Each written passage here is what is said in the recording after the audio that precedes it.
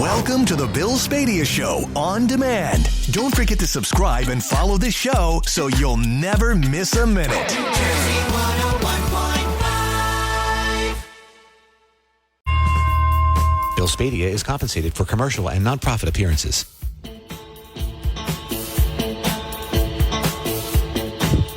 .610 on New Jersey 101.5. Good morning. I am Bill Spadea with you till 10 o'clock this morning.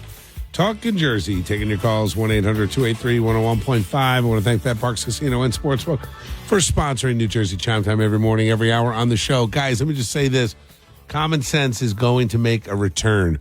Your legislature is about as dumb, incompetent, and ineffective as any legislature, I think, in the country. Eric, we ought to do a ranking of efficacy of legislators and legislatures across the country. I wonder where Jersey would rank. We're 50th in business climate. We're first in out-migration. I mean, well, I would love to add that to the list. And I'm, of course, referring to your news story earlier, the box ban. The box ban, yeah. I mean, forgetting anyone's opinion on this, let's table that. John Holub, who you and I both know, and he was with NJBIA for a while. No, he was with who's he with now? Is he with the Restaurant Association? Well, he's with the Retail Merchants Association. Yeah, he was with another NFIB. Yes, that's who correct. he was with for a while, right? That's what I'm remembering. John's a solid dude, and all he said was, "How are you going to enforce a ban on boxes? And how do you measure the volume that is greater than 2 times the size of the package?" Yeah, I mean, what? Who's going to be the box police? That was the biggest question, and there is a.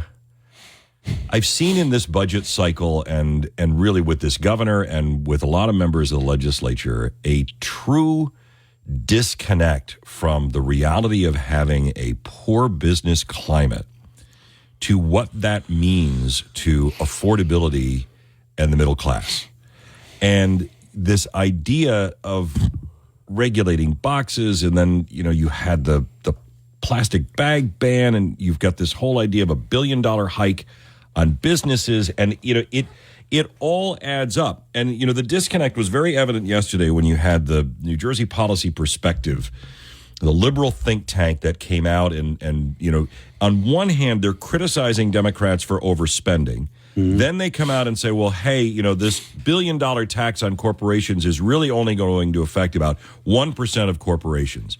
Whether that is or that is not true, it adds to the perception of New Jersey simply hating business. Yeah, right. It is. Or not getting it, if you were going to be nice about it, right? I mean, not understanding business. You think it's more? You think it's more aggressive because these are very progressive anti-business groups. They are, and it dovetails back into what you and I have talked about here for years, really, and that is, they look at this and they go, well, this little thing isn't that much. There's talk of raising the sales tax again. What is it going to cost? Maybe $500 a year. It's not that much. We're going to raise the gas tax another 3 cents a gallon. It's not that much. Yeah. And taken in little snippets, you could argue that that's true. But when you add all of those things up, and you add the overregulation and the increased tax rate and the highest business tax rate in the nation, and $15 here and $20 there and $500 there, when you already have New Jersey residents who have the least amount of disposable income to spend in the nation, it adds up and it impacts the family. And that's where the disconnect is. And it was on full evidence yesterday in all of the budget hearings that I listened to, is this disconnect from what the perception and reality is from families, from businesses, and from the outside. And it actually is mind-numbing when you think about it. Well, and let's face it, the Republicans in the legislature have offered no alternatives. So they will argue around the nuances of, let's say, how do we fund New Jersey Transit? I haven't heard one Republican say, why are we not discussing the actual budget of New Jersey Transit? Yeah. Why aren't we talking about monetizing the assets of New Jersey Transit? Why hasn't one Republican in the legislature brought up the fact that when the MTA was miserably failing in New York, which they still are, Subway was a mess, et cetera, they took the CEO of the MTA, the guy running it, and he quit and got recruited, went to Hong Kong, and that is now a $1 billion profitable transit agency. And I'm looking and I'm like, wait a minute. And somebody like, well, it's cultural because, in Asian cultures, more people will crowd in. Have you been on a New York City subway lately? Yeah. Are you out of your mind? I mean, so the guy himself, it was the government mismanagement that killed it. Well, and the Republicans are a product of their own creation in this state now because they have been so ineffectual and they've lost so many seats and they're so far in the minority. The Democrats consider them to be a buzzing fly. I mean, they're not. They're not relevant. So they've basically elected themselves into irrelevancy. So even if they had ideas, the Democrats aren't even going to pay any attention to them because they have no seat at the table. None. You continue to lose seats, and you have nothing you can bargain with. It's a great point. So what happens as a result? We end up with Democratic legislators talking about a ban on boxes. Now, let me just say this. How many plants do we have? How many distribution centers do we have in New Jersey? We got one right here in Robbinsville for Amazon. You start fining companies like Amazon. How fast do you think they'll close that distribution center? Because there's no way to get them if they're shipping the stuff from Tennessee. But if they're shipping it from Mercer County, the box police from the AG's office will get you. So my question to you is, are you as aggravated as I am? And do you think there should be a ban on oversized boxes? 1-800-283-101.5 is the number. 6:16 is the time. Traffic and weather next. Take control of your information flow. Download the New Jersey 101.5 app. Sign up for app alerts and get instant notifications on breaking news, weather emergencies, and traffic delays to stay connected to what matters to you most. 6:23 on New Jersey 101.5. Good morning. I am Bill Spadea. The Ultimate World Food Extravaganza coming to Mercer County Park this weekend. You can taste more than 50 global food choices. Enjoy live music from the nerds. Even watch pro wrestling matches. Tickets are only $15 at megabiteevents.com. Kids under 12 are free. Guess what? Parking is free too. Enjoy it. I love festivals like that. Maybe tomorrow we'll talk about that. What food festivals are coming up? This is going to be a busy weekend. We have a project where I will have no public events for the first time in a while, Friday into Saturday. And all I can tell you is you will know what we're doing Friday into Saturday soon enough, but not yet. I'll just leave that hang right there. So one of the things that we talk about when I talk about common sense solutions is this. I don't know about you, but I am also aggravated at the enormous boxes that have a stick of chapstick inside. I get it. One of my big pet peeves is this forced county recycling. It's a total boondoggle. It's waste of money, and it's completely unnecessary. And I'd like to privatize the whole thing by bringing in companies like Waste Management. I actually think instead of recycling, what we ought to be doing is sending those products to landfills and using the technology of companies like Waste Management to turn the methane gas, which is a byproduct of the landfill, into energy. It will lower your local energy costs. It will heat and cool more homes. It will take away the need for all the excess with the solar panels that, in my opinion, wreck the landscape, ruin the wildlife, because they're effectively blocking the sun from the earth. It will change the landscape in New Jersey, and we already have these landfills. So there's an enormous opportunity here. I also am a believer in nuclear power, of course, but the side effect of all these do-gooders and the mandatory recycling, where you and I both know you separate all the stuff, it goes into the same truck. So it's silly, right? It's silly. Now, is it easier for you as a homeowner to throw the bottles in one can instead of throw it in a trash bag? Yeah, I guess. You don't have as much breakage on the bags, and I get that. No problem. The challenge is I have a chore, and you do too, every week to break down all the damn boxes because we're all addicted to Amazon. And I get it. You can order something in 5 minutes, and I'm a Prime member. I get stuff delivered to my house that day. But part of the reason is there's a distribution point in central New Jersey. And when you think about the jobs that Amazon creates, you know that this is a for-profit company.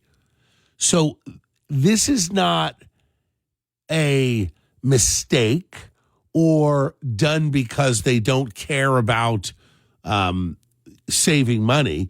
If you get a box that is too big, it's because they're playing the odds. It's a part of their very complex distribution center. My God, you order a 3-pack of chapstick today, you'll have it delivered to your house in 4 hours. Now, it may come in a box that's bigger than the chapstick. Why? Because they have a mathematical formula for what box to choose for what product based on where it's going. Is it going in a truck, on a plane, on a boat? I mean, there are a million factors. And the idea that the state government would try to regulate that makes no sense whatsoever. So, look, I'm aggravated by the boxes, too, because it's an extra chore. I end up leaving them out so the rain and the moisture in the atmosphere will break them down for me. So my recycling Sunday night is easier because then I can stuff them all in the green can and get more volume. But even as aggravated as we are, the solution is not to fine the company for too big a box. So my question to you is, do you agree that it would be impossible to regulate? But on the other side, do you think that, are you as aggravated as I am that you've got so much waste with these cardboard boxes? 1-800-283-101.5 is my number. 6:27 is the time. Eric Scott with the news in 2.5 minutes.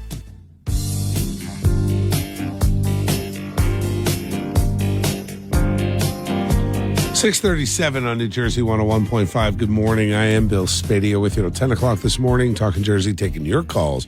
1-800-283-101.5. Eric, how many Amazon distribution centers do we have in Jersey? Oh, God, I have no idea. But there's a lot of them, and they're opening new ones all the time. Yeah, and they employ thousands and thousands of people. It's one of New Jersey's largest employers right now. Yeah, and I have to believe that Joe Cryan may not be the expert on mass distribution of products from distribution centers to homes, but these guys in the legislature act like they are. I mean, I was thinking about the box ban, and the practical result would be the box police. And I get it. I've heard this from other people. They're like, it's aggravating. You get this huge box, and you got a 3-pack of chapstick. Yes, I get it. We've all had those deliveries from time to time. But you have to believe that a for-profit company is not doing that to waste money. They're doing it because it actually is the most efficient way. Instead of swapping out a box and changing the distribution algorithm, right? Let's say the chapstick is coming from Wichita, Kansas, and it gets on a plane, and then the big box gets broken down, and somebody actually has to take the 3-pack, put it separately. And if you're a Prime member, there's no minimum order. So I can order chapstick without anything else, and it's going to come in whatever box is coming to my house that day. Have you ever toured a distribution facility? I haven't. I toured. You should. It is the liquor distribution in North Jersey was very cool. So similar, but yeah, how they do it. I want to tour the one in Robbinsville and see it. They have workstations where workers are packing stuff. So they in the warehouse, all the merchandise is in there. You order something, if it's in that warehouse, conveyors and stuff like that bring it down to a packing center, and it usually is a human being that sees that, and they have a variety of boxes, bags, containers, things like that to ship stuff in. So a lot of times it is a human being who says, oh, here's your 3-pack of chapstick. I'm not going to put it in this box. It'll fit in this envelope, and it goes into the padded envelope, and then gets the labels and everything on it, and off it goes. But there are times where you have something that comes down that line that, well, it won't fit in this bag. It doesn't quite fit into this box. So what's my only alternative? I've got to, I got to put it in something. Right. Well, and if you notice, if you're a Prime member, they give you the option of fewer boxes. Yes. So they say, if you pick your Prime delivery day, we'll put everything in one box. So you actually can, as a consumer, drive that. And that tells me that the big box is slated for that, whatever slot that is on that day and that time. Could be. And it's easier to fill it with more stuff or not. Just to answer the question that I asked, listen to this. 19 fulfillment centers, 20 delivery stations, 50,000 employees. Yeah. 50,000. Now, think about the cost if you micromanage this massive mathematical precision sorting and delivery system with products coming from all over the world to a location in Mercer County, New Jersey. Yeah. If state government got involved in that, you'd have Amazon saying, you know what, thanks, but no thanks. Because Pennsylvania already has more distribution centers than we have. And they are a hop, skip, and a jump right across the river. Yeah, with lower taxes. Well, I mean, New Jersey for distribution centers and warehouses will always be a desirable location because we're a corridor state, right? I mean, you can jump on the New Jersey Turnpike, you can jump on, and you can ship up and down the Route 95 corridor. Yeah. So that is a huge factor if you're a distributor. Yeah. In making sure that your trucks can get on the road. Don't you think we've been working against it, our own benefits for 30 years, right? At least. Tolls, taxes. It's frustrating. And look at, every time the tolls go up, you see an increase in truck traffic on local roads, which are look what happened with Baltimore. Oh, that was, All of a sudden now you think about the traffic. And I can tell you firsthand, Eric, I'm doing 3-4 events a day. Traffic is murder right now. Those truck lanes are packed all the time. Oh, my God. I mean, I've never seen traffic like this. I still have it in my head because somebody told me this when I first moved to Jersey 40 years ago. Be smart, take the truck lanes. There's much less traffic in the truck lanes. And it's so that always is kind of in the back of my mind. You can't do that now. I mean, those truck lanes are packed shoulder to shoulder with big rigs. Yeah. And a lot, and it got worse after the bridge collapse in Baltimore because you have more trucks now. So that's what you got to ask. Given the traffic, given the condition of our roads with 442 bridges in disrepair, given the fact that our tax rate is now, our corporate tax rate, more than double Pennsylvania, where is the cost analysis of yet another burden on business? And how many people will say, well, Amazon's a billion-dollar company. They can afford to make an adjustment, so I have fewer boxes. Guys, let me tell you something. Amazon already made the adjustment. It's called Prime, and you get to choose your delivery day, and they literally say it in plain English on the site. Do you want fewer boxes? We'll pack more crap into one box. Yet our legislature, riding again on emotion and not logic and not facts and not numbers, says, well, maybe we can regulate the boxes. Outrageous. Let's go to Steve in Maple Shade. Steve, you going to throw some shade on this? Yeah, so I think it has to do with the people working there because, for example, I collect vinyl. Sometimes it comes in a regular mailer that's the shape of the album. Right. Other times it comes in a box 3 times the size, no packing material, which makes it worse. I think it comes down to quality control, a lot of this. You can't obviously be the box police, but, I mean, you could be a little more mindful. Like you were saying, chapstick in a box that's like 4x4. It's just a little ridiculous, right? Yeah, but then you got to ask yourself, right, Steve? Was it done on purpose to say, ha ha ha, look at me, I screwed the consumer, or is it? No. No, of course not. Right? I've got a choice to make. I can either delay this shipment by sending it back in to wait for the envelope, or I'm going to throw it in the box and just send it to them because they ordered it to be delivered in 4 hours, same-day prime delivery. So I mean, it's a turn and burn situation, too. I get it. Yeah, exactly. I don't know. Wait, let me go back. Cool. You collect albums. No kidding. Yeah. What's the oldest one you've got? We have stuff that our dads, my wife and I started collecting 2 years ago. Our dads gave us about 200. And we just love it. We just keep going. Can I ask you, Steve? Do you actually play them? Do you have a system that plays it, or do you just collect them? All the time, almost every night. We love it. We're curators of the old stuff. And we love collecting new stuff. How would you describe vinyl compared to digital? Warmer. It's warmer. I'm a musician, and I agree that the CDs was the best format, but you just get something tangible out of the vinyl, and forget streaming. Everything is compressed and squashed. It sounds like crap, in my opinion. I love it. I love it. The old school, you hear the little clicks once in a while when it starts, right? When the diamond first hits the vinyl. I love that. That is so old school, Steve. Yeah. Do you have a company? You sell it? No. You just collect it and enjoy it, man. So who gets it when you depart this great planet? I don't know. It'll probably go to an estate sale, and people will get them for pennies, unfortunately. Well, you'll enjoy it while you're here. That's pretty cool. Yep. I love it, man. Day, man. All right, take care, Steve. Very Later. cool. Man, I could talk about that. That is, it's funny. Just so you know what was going on in my head, my friend and business partner on the movie side, Jay Black, who has filled in for me here, and actually, by the way, would be a great go-to guy. He does fill in Philadelphia now, so I'm going to talk to Sam about that. But I'll tell you what he said about vinyl and this culture of vinyl compared to digital today. But what's something odd and old school that you collect? 1-800-283-101.5, 646. Traffic and weather next. Download the New Jersey 101.5 app. Sign up for alerts and receive instant notifications on breaking news, weather, and traffic. Staying connected to what matters most.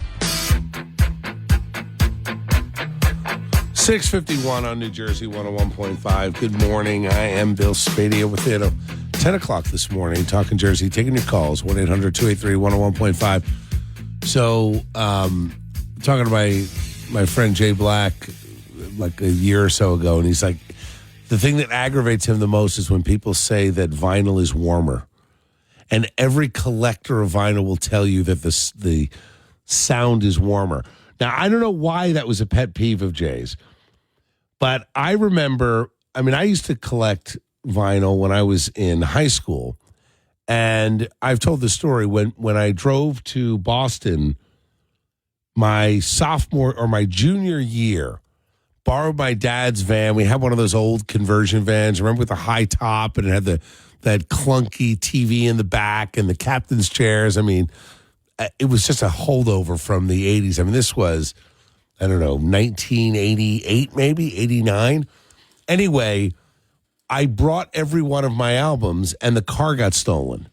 So a collection of, I'm going to say, maybe 300, 400, gone.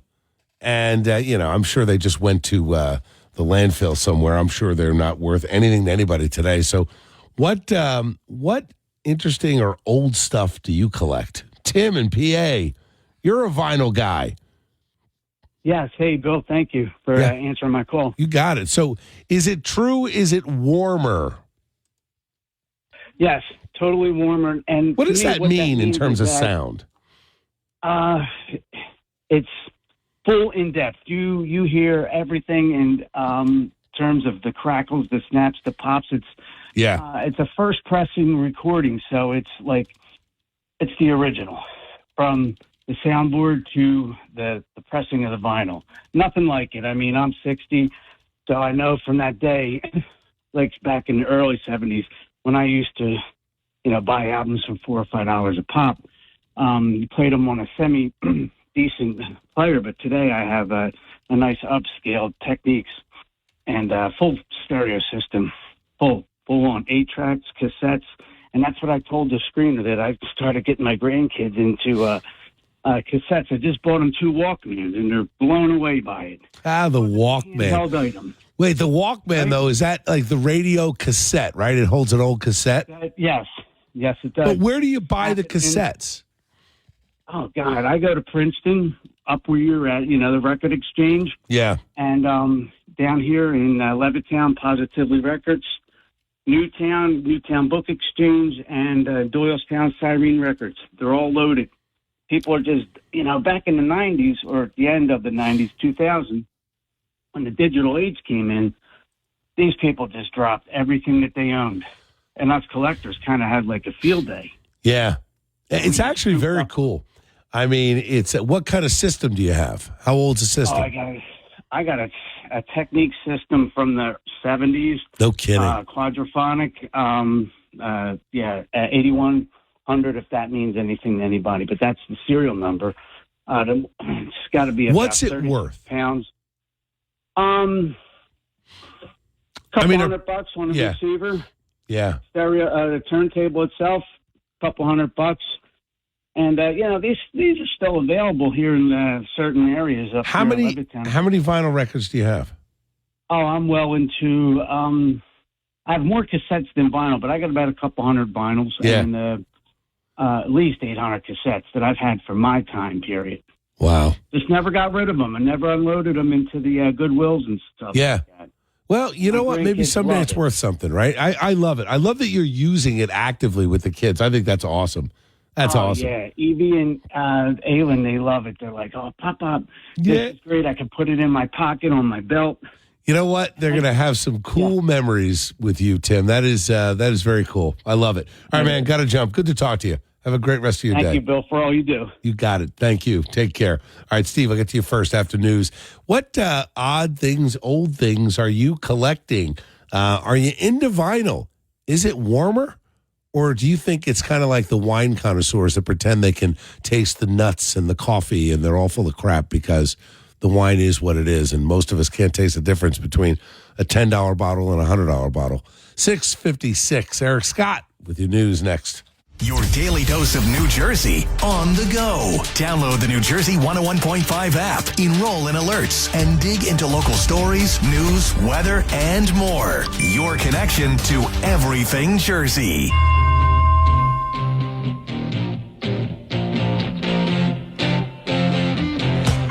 $7:10 on New Jersey 101.5. Good morning. I am Bill Spadea. I want to thank Parks Casino and Sportsbook for sponsoring New Jersey Chime Time every morning, every hour on the show. So, talking about weird collectibles, I don't collect anything.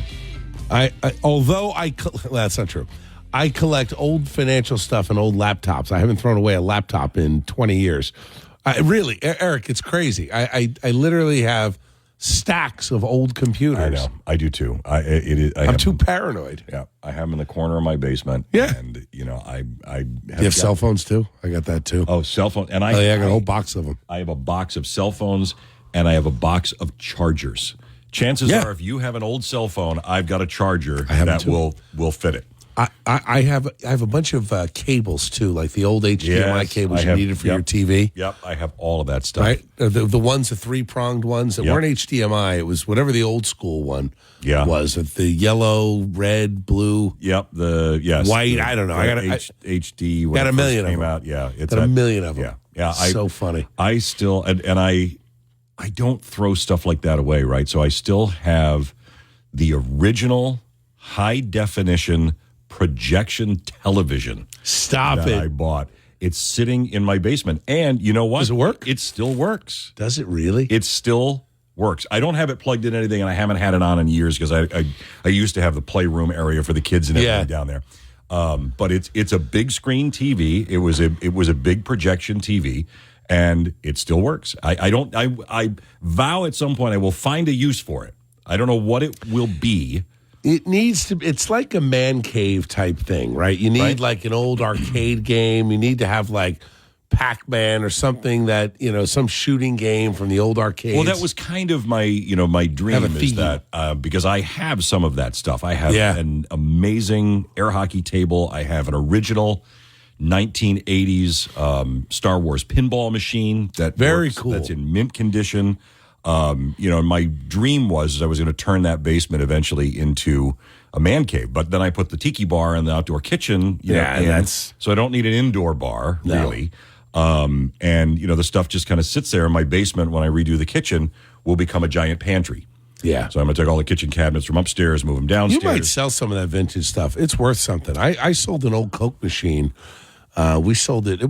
I got like $3,000 for it. Like, it was a lot of money. Well, I want to say that we found it in the back of the shop that my dad had bought. 40 years ago. Cool, right? Yeah, it was just there, covered in dust. It was the old one, the 5 cents. Yep. And you crank it, and it had the little bottles. Oh my God! That was in good I wish we didn't sell it though. I would, because that money's gone, and it's probably worth more today. And I would love to have that in my house. I think I paid maybe $2,500 for that pinball machine, and I got that when I don't even know if Alex was born yet. So I've probably had it 25 years, 26 years.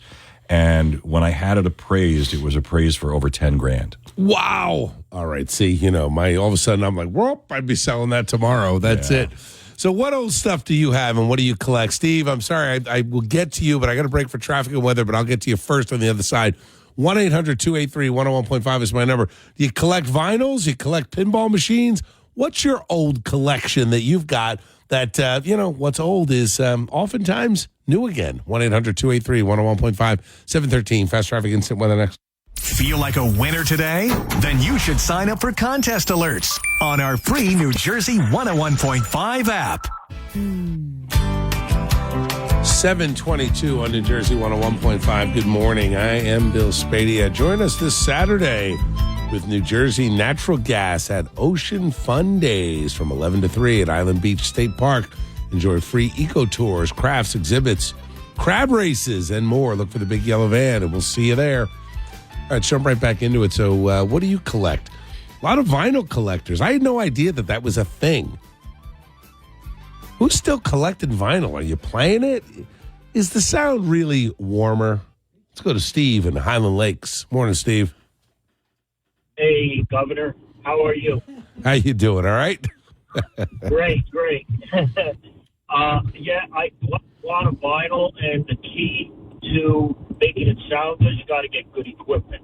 Yeah. What do you pay for that? And can you still buy them? I mean, do they? They're still turning out turntables? Yes, they are. You got to go to a good audio store. Woodbridge Stereo, Woodbridge, Crutchfield, and any of these, even believe it or not, Best Buy. But you got to go to their Magnolia.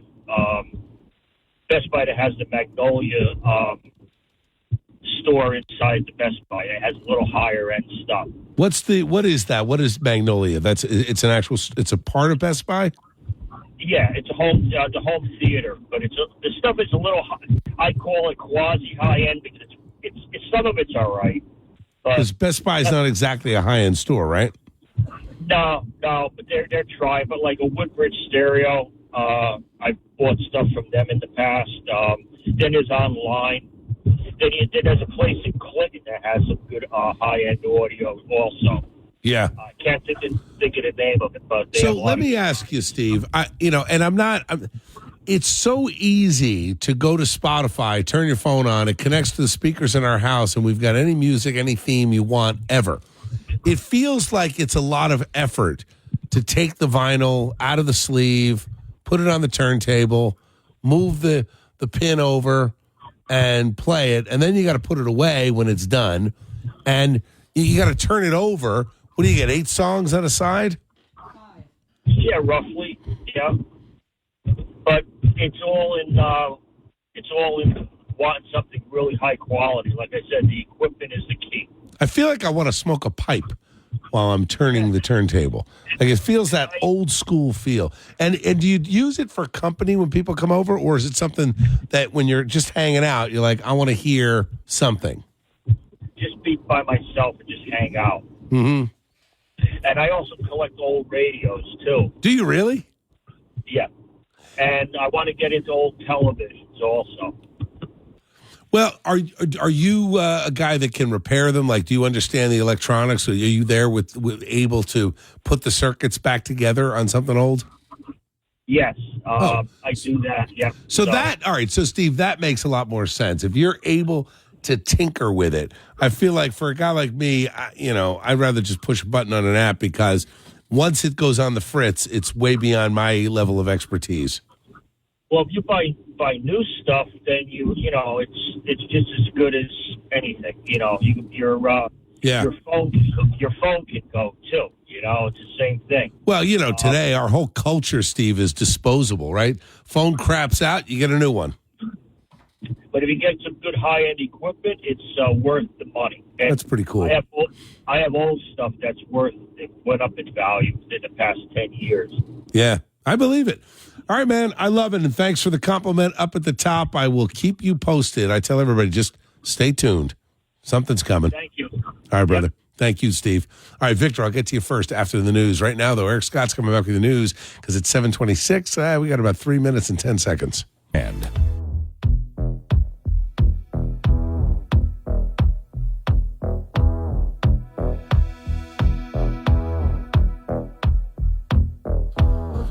7:38 on New Jersey 101.5. Good morning. I am Bill Spadea. I want to thank Kathy, our board op, for being appropriate with the music. Jukebox Hero. The old jukebox. So seriously, is this whole vinyl thing a thing? Who's still collecting vinyl? And if you are you playing it? Let's go to Victor in Chester. What's going on, Victor? Hey, morning, Bill. Hey, I love when you do a topic that I friggin' know something about. Really? Yeah. You and me both, but I don't know anything about this one, so it'll have to wait for me. You're going to like this. You're going to like this, and you're going to have a lot of people calling in on this that know about amps. First off, great job. You know what, Bill? Congratulations on everything Thank you with Trump. That was fantastic. Thank you. I was your last caller on Friday. We spoke about the rally and everything. Wow.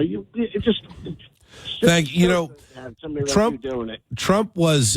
It was a real honor to talk to him, and I can tell you that he. It's not something you hear reported about him, but I can tell you firsthand, the guy is. He is pleasant. He is charming. He is sincere, and he is engaged. The off-air conversations that we had and the backstage conversation.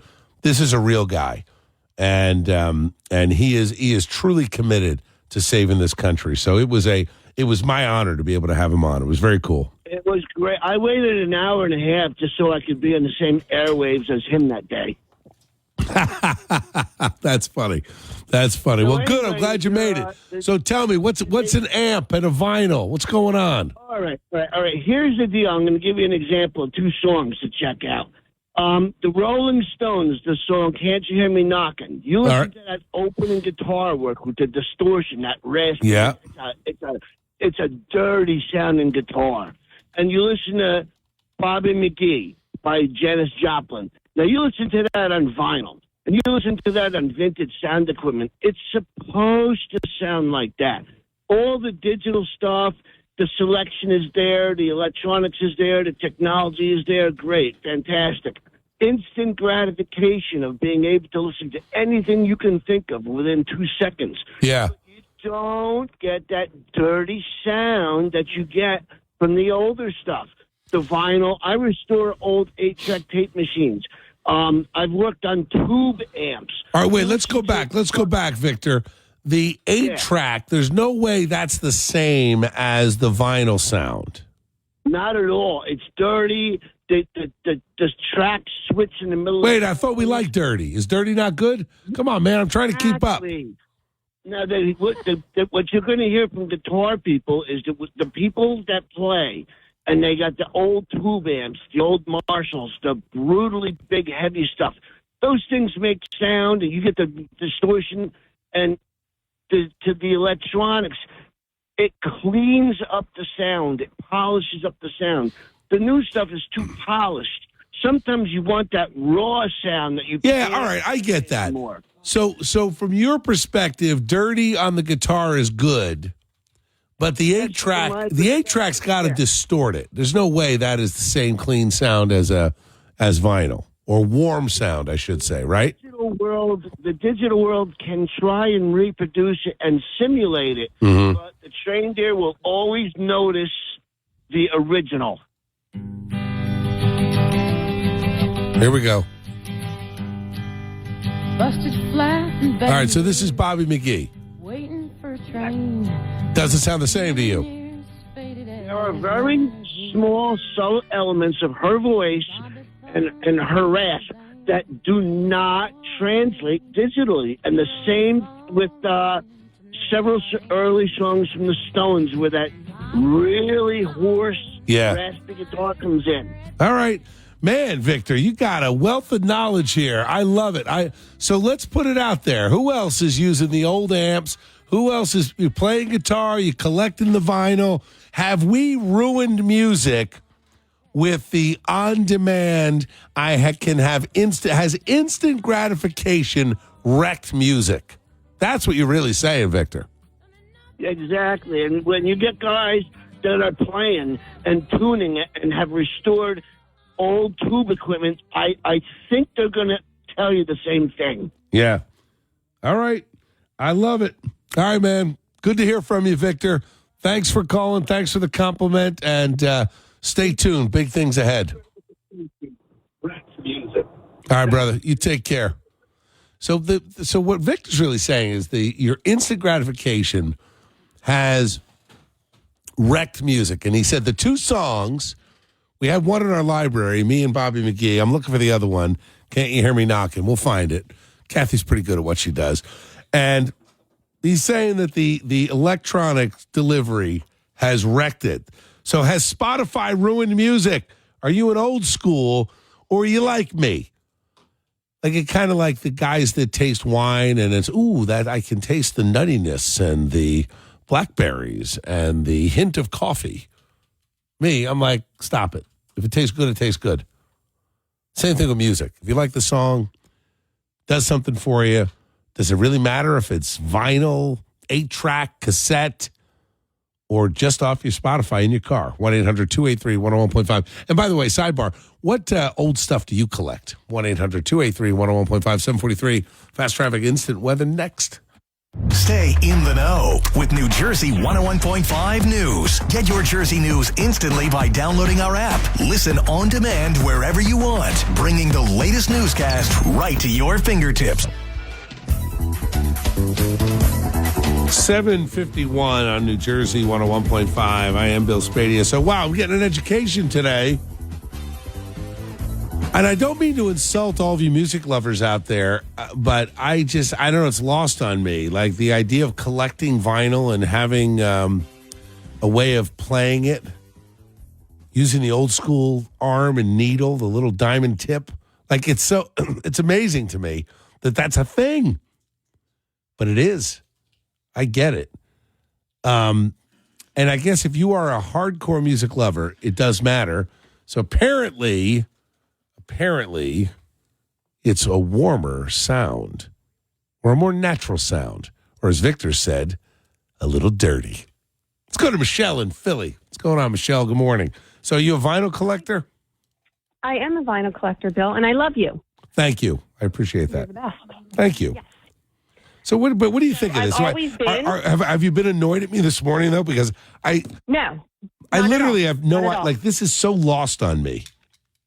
I understand how the technology changed and things kind of went away, but I had all my 45s that my dad collected for me when I was a little girl, 4 or 5 years old. And then as I got a little bit older in the 80s, I was a teen, so I have all my albums from the 80s. And I just kind of never stopped collecting. Like if I saw something I wanted, I'd pick it up. Albums became harder to find for a while. But then they have a thing called Record Store Day. So years ago, someone came up with this idea to help out the mom and pop shops. Mm-hmm. Let's have a special editions that we would release. So a lot of artists, new and old, will release things for Record Store Day. My daughter and I go, we find what we want. We collect those. I mean, she's an avid collector, too. She's 24. And, no kidding. Someday inherit all of my albums. It's very cool that she's 24 and she's into it, though. Oh, she's been since grade school. We used to go. And what is it? Is it that she likes your style of music? And what is it? Is it classic rock? Like what is the music? No, she has her own style. And all her people release albums too. She loves Taylor Swift. She loves the 1975. She loves Noah Kahan. So all these people are releasing albums. She has cassettes. They actually will release cassettes too. No kidding. That's actually very cool. My younger son, he ended up, there was a group that he was following for a while, like back in grade school and into high school. And they had 8 tracks that they were releasing for like their top listeners on Spotify. It's so old school. He's the like, 8 Mom, I want an 8 track. And I'm like, great, we don't have anywhere to play. I was going to say, where do you buy it? Can you even buy an 8-track player other than eBay? You could definitely find one, like, probably like you just said, eBay, Mercari. It kind of sounds like an expensive hobby, though. Like, what do you pay for a vinyl album today? I mean, I traditionally would like to just buy the original vinyls. I will splurge on Record Store Day and get some of the newer releases that they have out, just because they're a different color, the way they're packaged. Yeah. But I don't go crazy, but they're usually, I would say, anywhere between, they start at 29 to maybe 40. Yeah. But it's worth the experience, right? And what do you get? You get 5, 6, 7, 8 songs on the side, then you got to flip it? Yeah. I mean, typically, I want to say more like, probably around there. Yeah.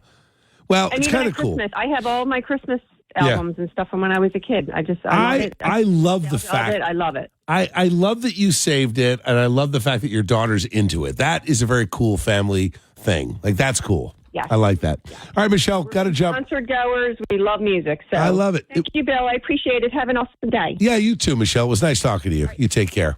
All right, Val, I'll get to you first on the other side. Right now, though, 7:55. Eric Scott with the news in 4 minutes. Got something to say? Dial 800-283-1015. Join the conversation on New Jersey 101.5. 8:09 on New Jersey 101.5. Good morning. I am Bill Spadea. I want to thank Bet Parks Casino and Sportsbook for sponsoring New Jersey Chime Time every morning, every hour on the show. Guys, hang in there if you want to talk about the vinyl collection. I want to get back to that. But first, Eric, let me understand, and I want to bring Bob Williams in a second to talk about this traffic jam.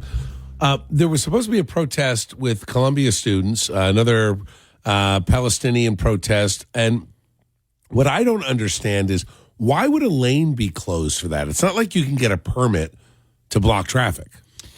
Yeah, this is a head scratcher this morning. So on the Columbia University website, there was a travel advisory that was posted, which reads, potential George Washington Bridge protest disruptions, morning of Wednesday, 5:15. And the notice read that the local law enforcement had received credible information about plans for a protest on the GWB this morning. Okay. It would appear, now they didn't give a reason for the protest.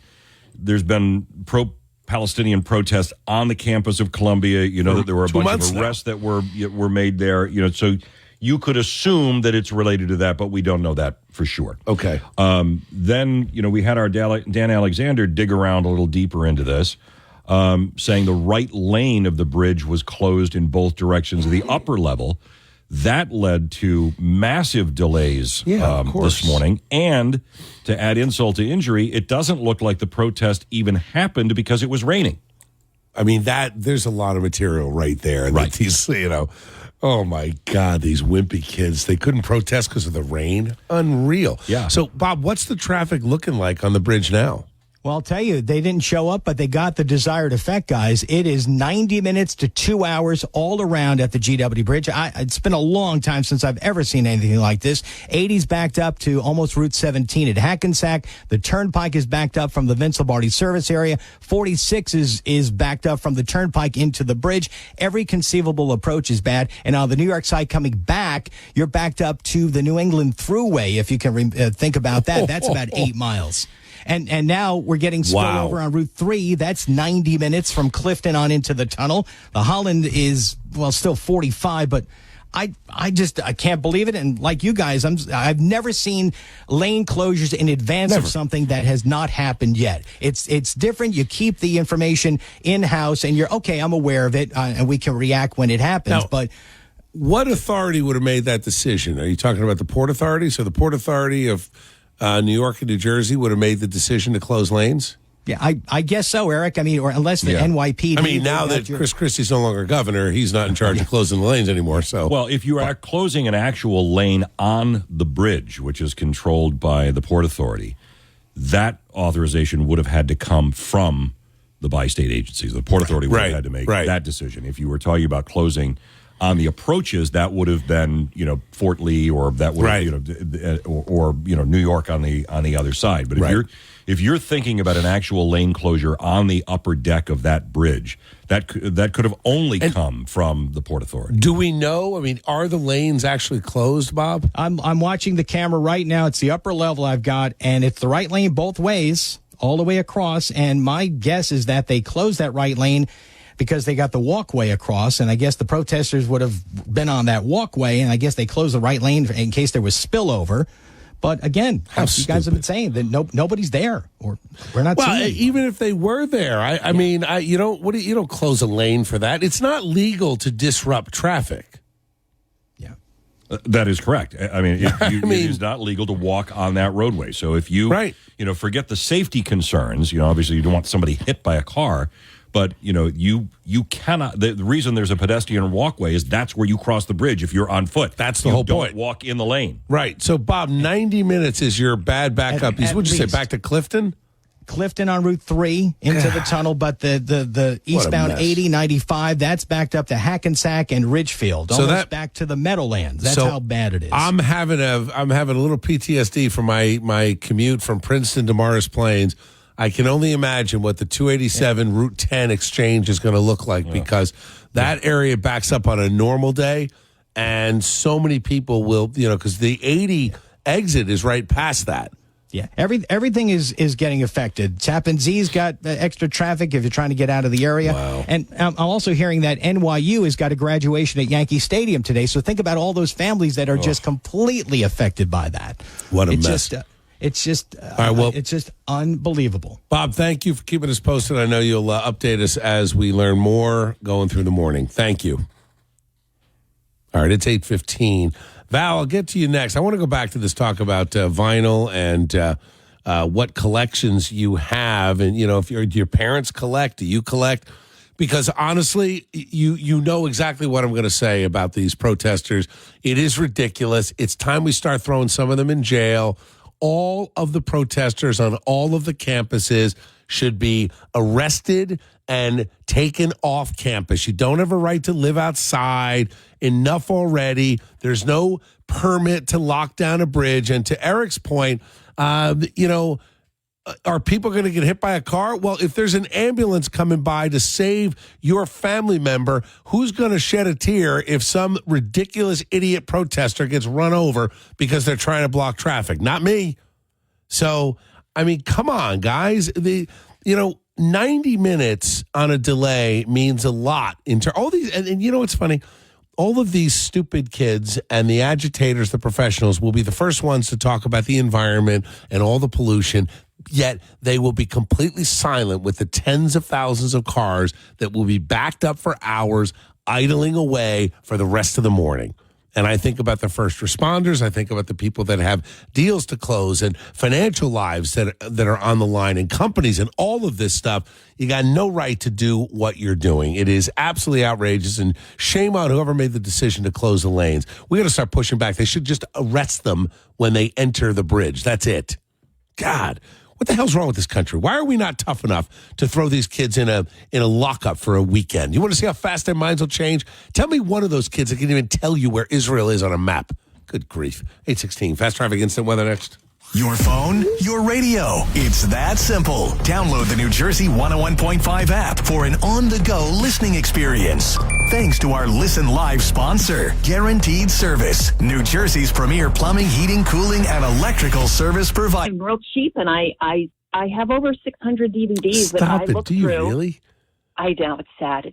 Do you watch any of them, or you just look through the packaging? I watch all of them. No kidding. We have movie night. Yep, I love it. You know what? That's pretty cool. Coolest movie you've seen? What's the best one? Oh gosh, I don't know. It varies. I mean, I fell in love with The Sixth Element. I just think it's hilarious. I love it. That's cool. What else did I watch? Anyway. All right, Val. I actually have to go to a meeting. Yeah, I've got. You know what? I got to go back to work. So anyway, thank you, Val.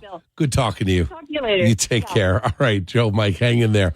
Hey, serious question though. You stuck in outrageous traffic with the GW Bridge. Who the hell made the decision to close the lane for these idiot protesters who then got scared of the rain and didn't even show up? 1-800-283-101.5 is the number. 827 is the time. Eric Scott with your news in 3 minutes.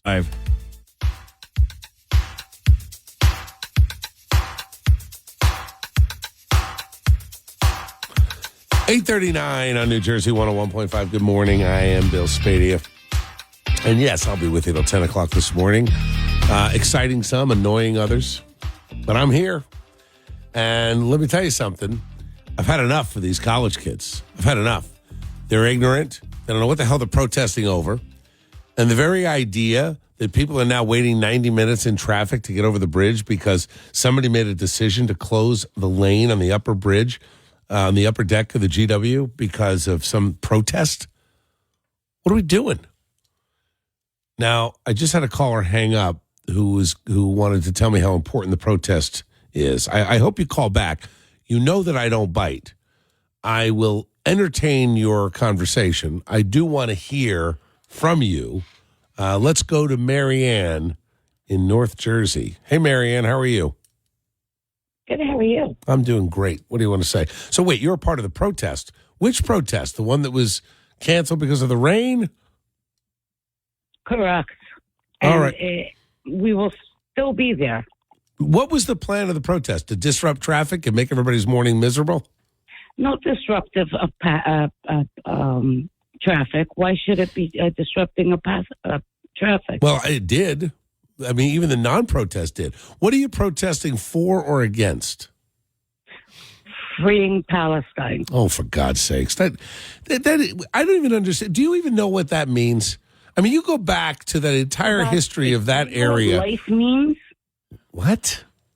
Look, for God's sakes, listen to me, Marianne. Marianne, this idea of Palestine is an absurdity. You've got a dozen Arab nations that should be taking all of these folks in. And let me tell you something. Palestine residents support Hamas. A majority supported what happened on October 7th. And the only way you solve a problem with a group of people that only want the destruction of Jews and Israel is to end the threat. So what Israel is doing is both moral, righteous, and should be supported by everyone in the civilized world. I'd like everybody protesting on behalf of Palestine to go spend 6 months there.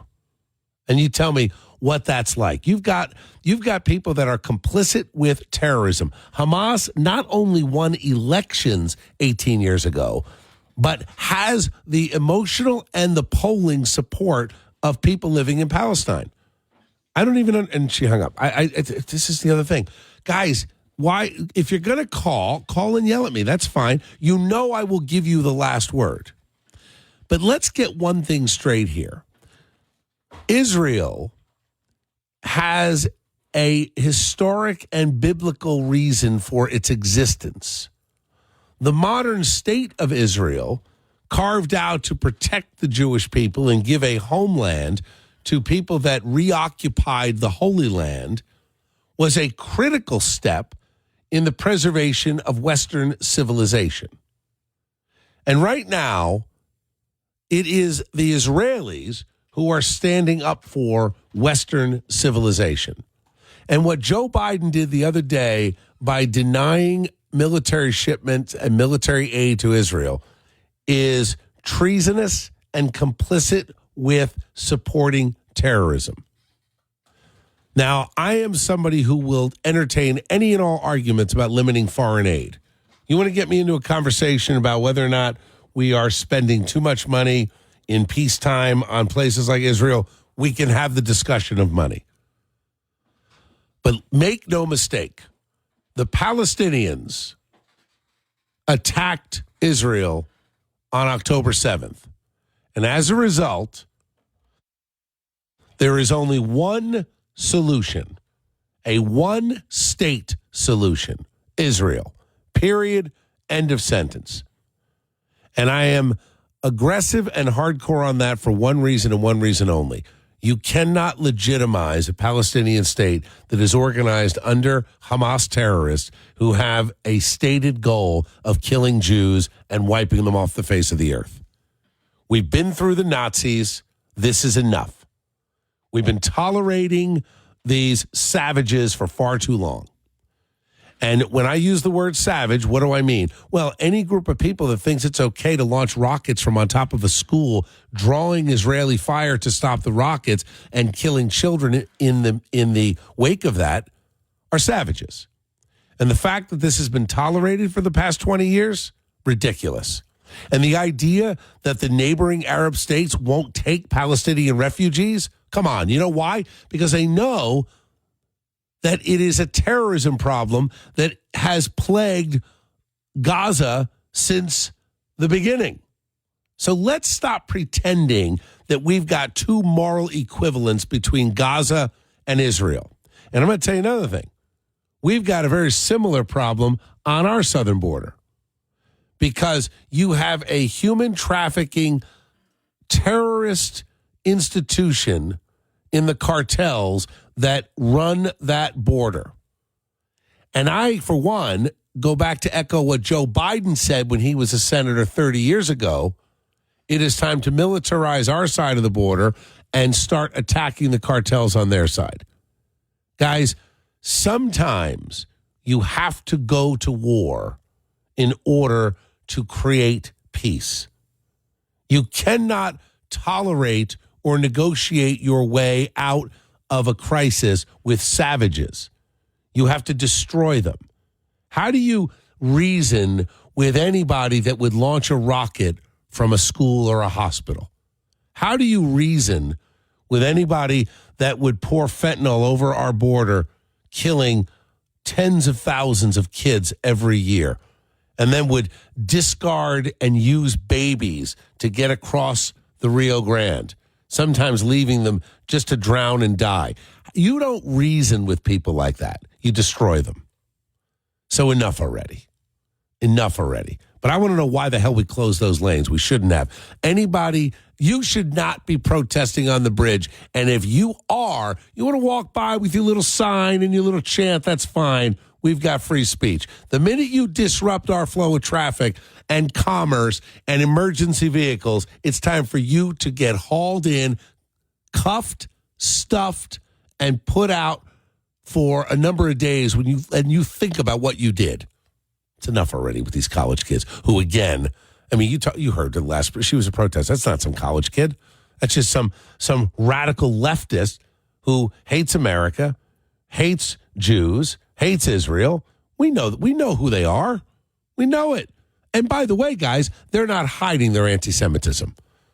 Why are we pretending that there are two equal sides here? There are not. All right, Orrin, Joe, rant over. I'll be back. 846, Fast Traffic Instant Weather next. What do you think? We want to know. Dial 800-283-1015. Join the conversation on New Jersey 101.5.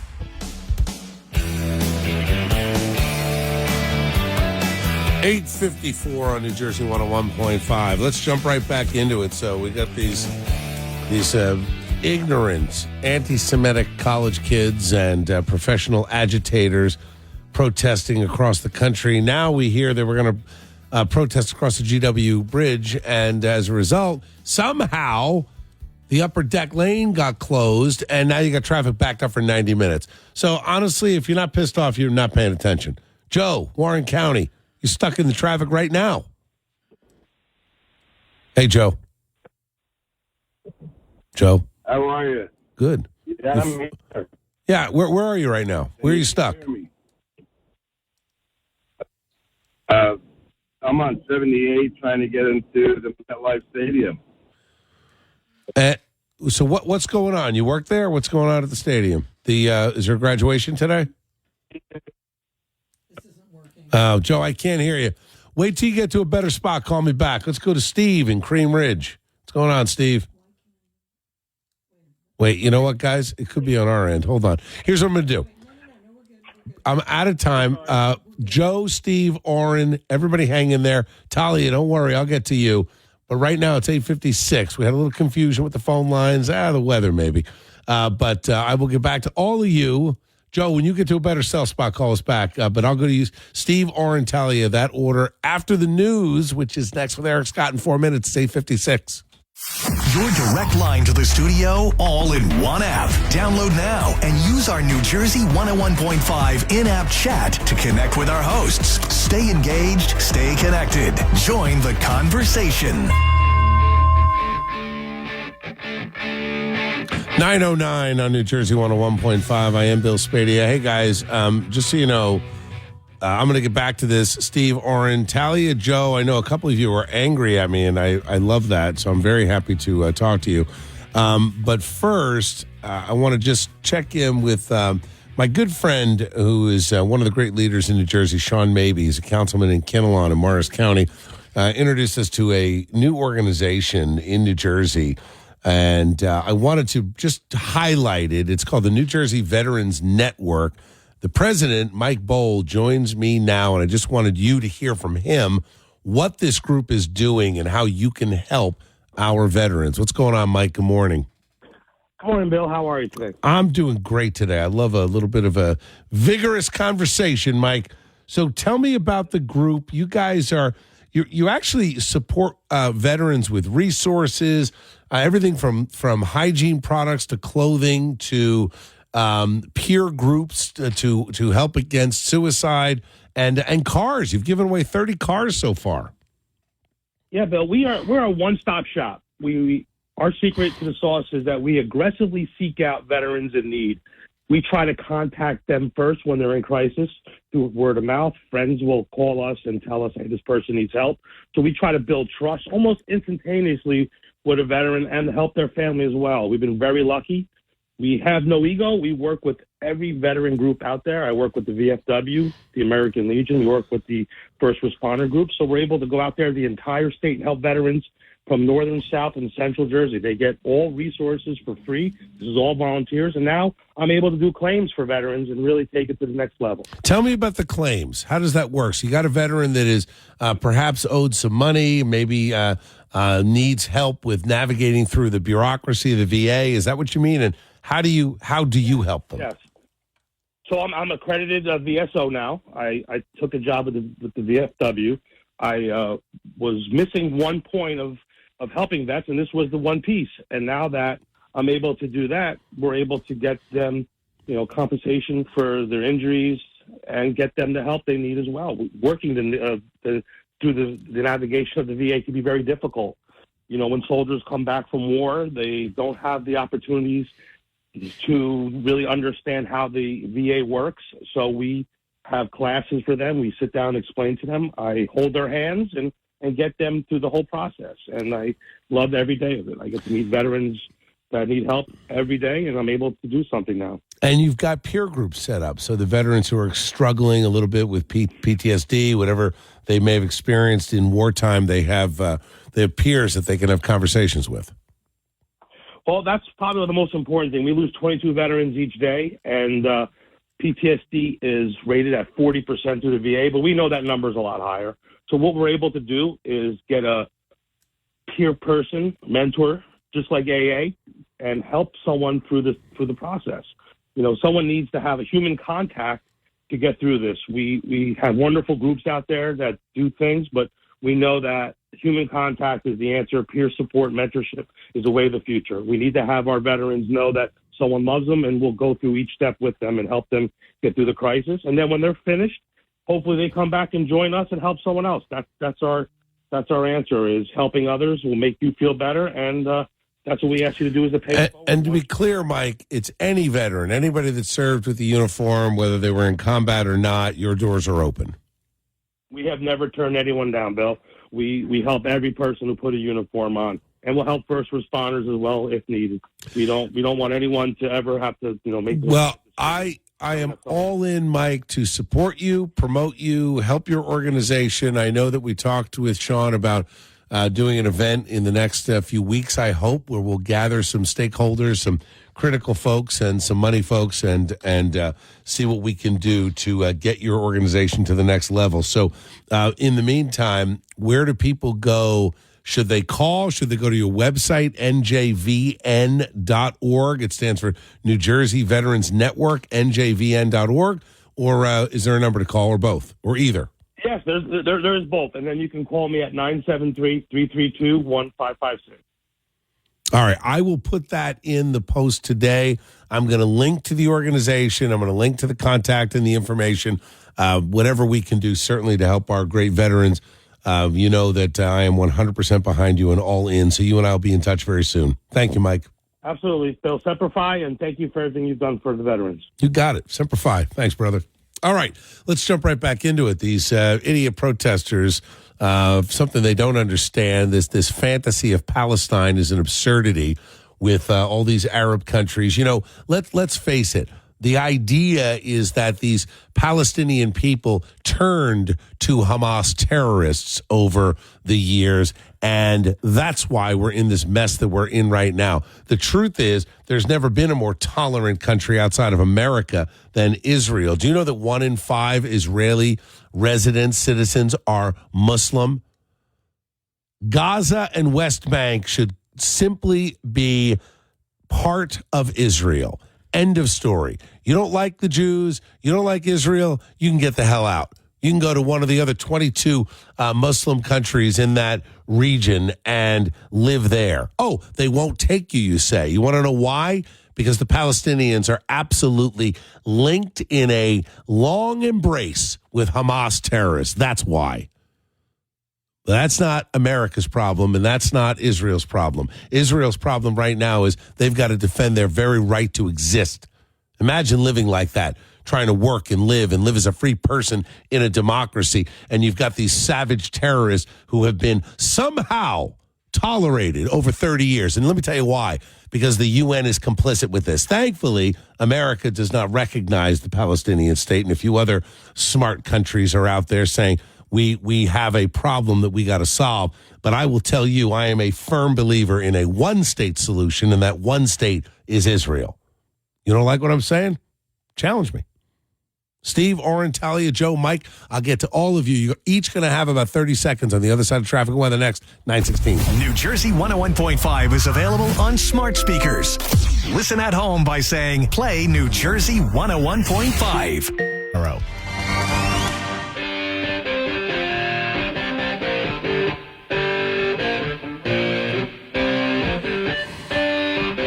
9:23 on New Jersey 101.5. Good morning. I am Bill Spadea. Let's jump right back into it. So this idea of historic Palestine is really an absurdity. You're talking about a political entity and terms that go back to the Roman Empire.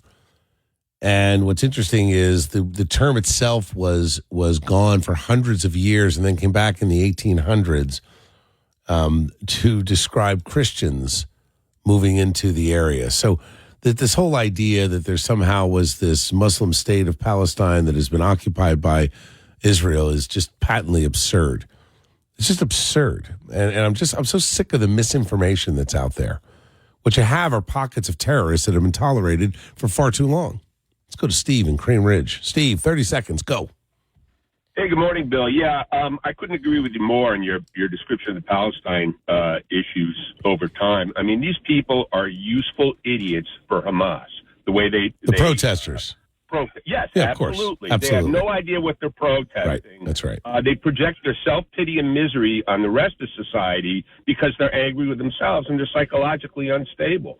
So the enemy is now within our country in the form of these people creating anarchy, disrespectful to law enforcement, disrespectful to vets.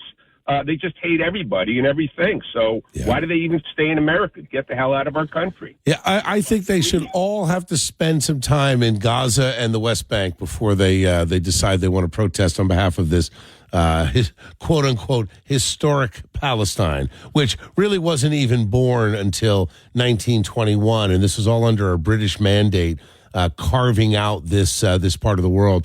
As a lot of scholars will say, it's actually historic Syria is really what this region was, Syria and Lebanon. But again, it doesn't matter. The point is that after the war, after the Jews were persecuted and murdered by the Nazis by the millions, there had to be a place. There had to be a place to carve out. And Israel was carved out. And this idea that Gaza and the West Bank exist now as a way of creating a stronghold for terrorism should not be tolerated. One state, Israel, that's it.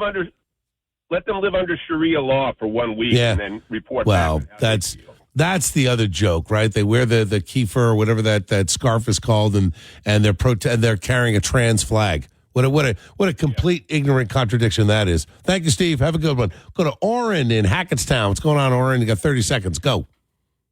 Bill, hi. Thanks for taking my call. I heard the words George Washington on the radio this morning, and there was some problems, so that's what my call's about. Yeah. I wanted to support the police 100%. If, ever there's a party, they're always invited. But, a protest on a Tuesday morning in the rain is only for disruption purposes only, right? These people should rent out Met Stadium, get their favorite singers, saying we are the world, protest that way, raise money, go to the front line, whatever. But this is something that I totally support the police on.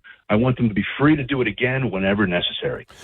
Look, you have to support the cops. I am with you 100% on that, Orrin. I think the challenge here is that I don't know who made the decision to close the lane.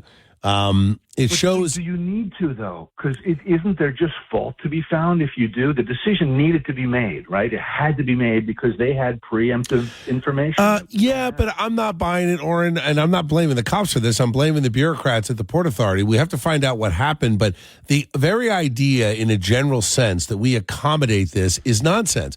We went through this during COVID when Governor Murphy was protesting along with Black Lives Matter. That should have simply not been tolerated. The rules are going to apply to everyone, period, and that's it. And the idea that the Murphy administration saw to violate their own executive orders while we were locked down because the social justice garbage coming from Black Lives Matter was somehow more important than everyone following the law? Ridiculous. And the same thing here. This idea that somehow we have validated this historically inaccurate nonsense about Palestine, all this is a cover to support terrorism, anti-Semitism, and hate for our country. So, no, not one road should be closed, not one bridge should be closed, and not one person should be allowed to disrupt our commerce. It's time to start putting the cuffs on these kids and ending this nonsense now. Thank you, Orrin. Appreciate you. Talia, I'm coming to you first on the other side. Hang in there. And Mike, 927, Eric Scott with the news next.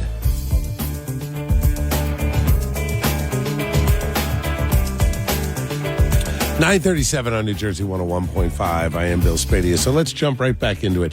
The history of this stuff makes me so angry, and you get these protesters out there, talking about historic Palestine and all nonsense. These are arbitrary boundaries that were created in 1921, and the idea that we had a partition plan, and the concept was to protect Israel, protect the Jewish people, and to live up to the never again. That's how we got here.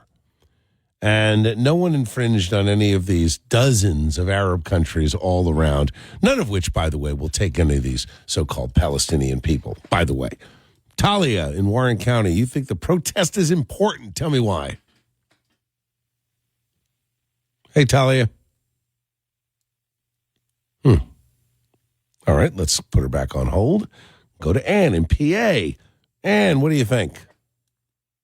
Bill, can you hear me? I can hear you. How are you? Oh, wonderful, wonderful. Oh, my gosh, Bill, totally agree with you. Everything you're saying is absolutely 100%.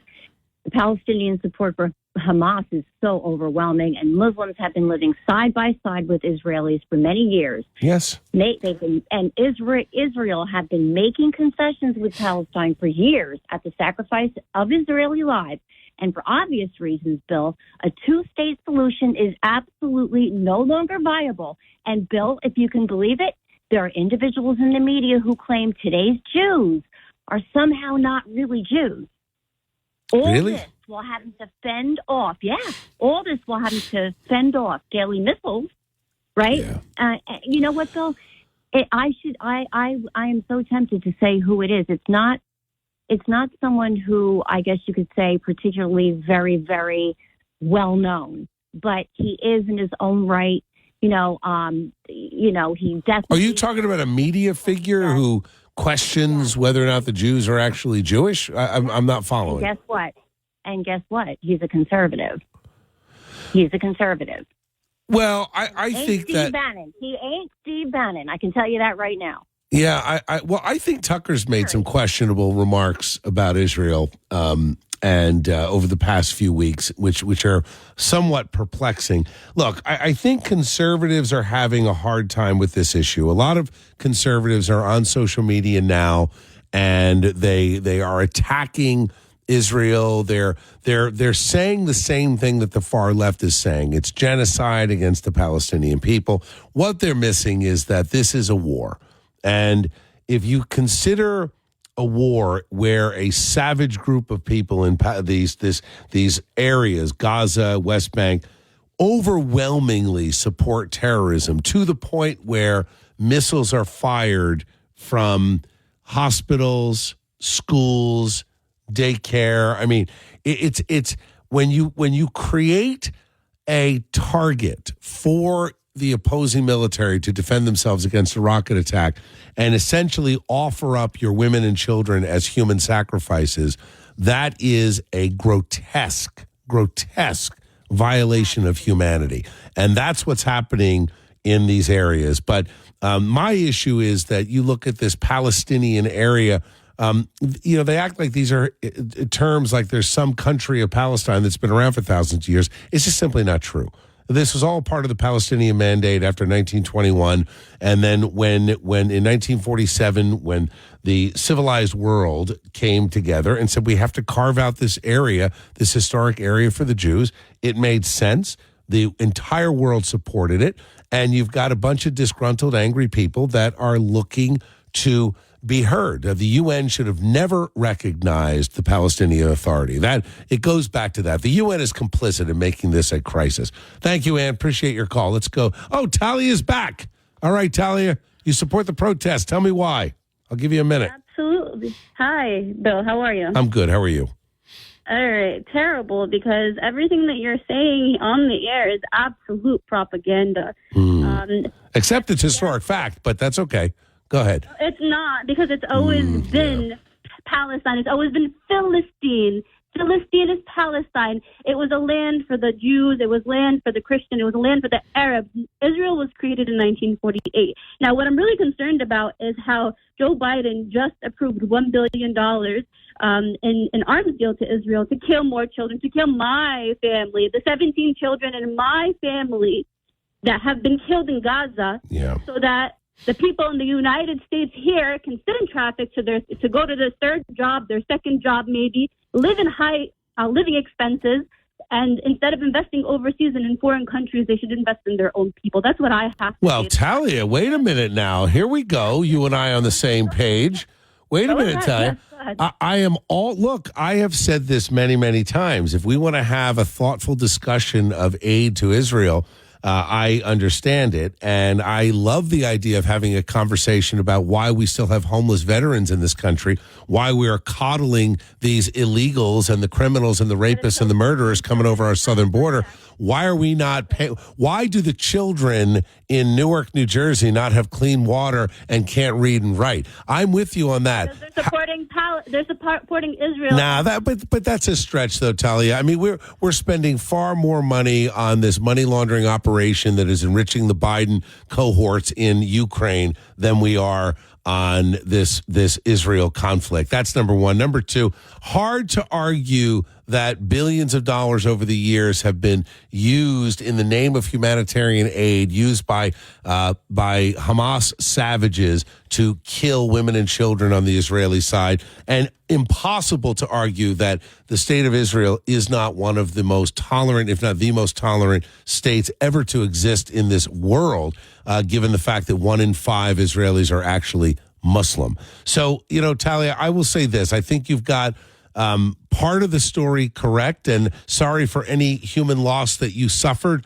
but let's face it, the Arab countries should have taken in the Palestinian refugees when they were knocking at the door. I don't see any of these protesters on these college campuses angry at Egypt, angry at Jordan, angry at any of the Muslim countries that refused their own people. Why not bring that up? And the reason, because this has nothing to do with Gaza.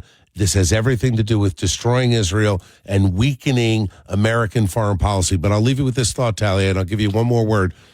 This would have never happened if Donald Trump had remained president. Bill, what I want to say to you is, first of all, I'm sorry. You everything that you're saying is absolute propaganda, and I want to just correct you on one thing. Wait. I just agreed with you on part of it. What? No, well, but That part's not propaganda. It's the other part. Okay, go ahead. Everything is It's all propaganda. Oh, boy. Propaganda. And what I want to tell you is to stop saying it's anti-Semitic. I just want to. It is anti-Semitic. It is. I'm a Semite. I'm an Arab. The definition of anti-Semitic is Akkadian. Well, then let me rephrase it to make it easier. It's hatred of Jews. That's what it's grounded in. And the extension of the hatred of the Jews is hatred of America and our Western civilization. I mean, there's no other way to put it, Talia. They behead babies. They kill pregnant women. They fire rockets into schoolyards. Let's not pretend that somehow this Palestinian movement is not an anti-Israel, anti-American terrorist movement. And the fact that you're mad at Joe Biden for, I didn't even know that. Last we checked yesterday, he was undoing military aid, but none of the protesters are happy with that. Now they're unhappy because he's redoing it. I think the entire idea of what's happening there is completely misunderstood by just about every single person protesting. But Talia, it was nice talking to you, and I hope you go back through the tape and recognize that you and I found some common ground on foreign aid. 946, Fast Traffic, Instant Weather next.